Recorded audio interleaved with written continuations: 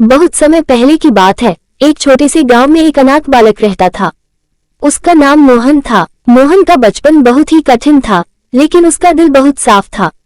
वह हर समय दूसरों की मदद करने की कोशिश करता था। गांव में एक डरावना राक्षस था जो अक्सर रात के समय गांव में आकर लोगों और उनके पशुओं को खा जाता था। गांव वाले बहुत परेशान थे, लेकिन कोई भी राक्षस का सामना करने की हिम्मत नहीं करता था। एक दिन राक्षस ने फिर से गांव पर हमला किया। इस बार वह मोहन की झोपड़ी के पास आ पहुंचा। मोहन डरने की बजाय उसने राक्षस से बात करने का निश्चय किया। वह राक्षस के पास गया और उसने कहा, तुम जो कर रहे हो वह गलत है। तुम्हें हिंसा से कुछ नहीं मिलेगा। राक्षस हैरान होकर बोला, तुम इतने छोटे से बालक हो और मुझे समझाने आ गए हो।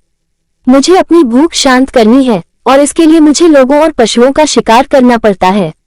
मोहन ने कहा, मैं जानता हूं कि तुम अकेले हो और तुम्हें किसी से प्यार या दोस्ती नहीं मिली है। क्या तुम नहीं चाहते कि कोई तुम्हारी मदद करे? राक्षस ने थोड़ी देर सोचा और फिर वह मोहन से बोला, तुम सच में मुझे समझाते हो, लेकिन मैं इसे कैसे बदल सकता हूँ? मोहन ने उसे जवाब दिया, तुम्हें अपनी शक्ति का उपयोग अच्छे कामों के लिए करना चाहिए। तुम लोगों को डराकर नहीं, बल्कि उनकी मदद करके शक्तिशाली बन सकते हो। राक्षस ने मोहन की बातों को समझा और उसने अपने गलत रास्ते पर चलने के बजाय अच्छे कामों का रास्ता अपनाने का निर्णय लिया।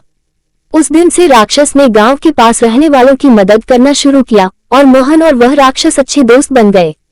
गांव वाले ये देखकर हैरान रह गए और मोहन की समझदारी की सराहना की। ये कहानी हमें ये सिखाती है कि सच्ची ताकत दिल में होती है। एक छोटी सी कोशिश और समझदारी से हम किसी भी मुश्किल को हल कर सकते हैं।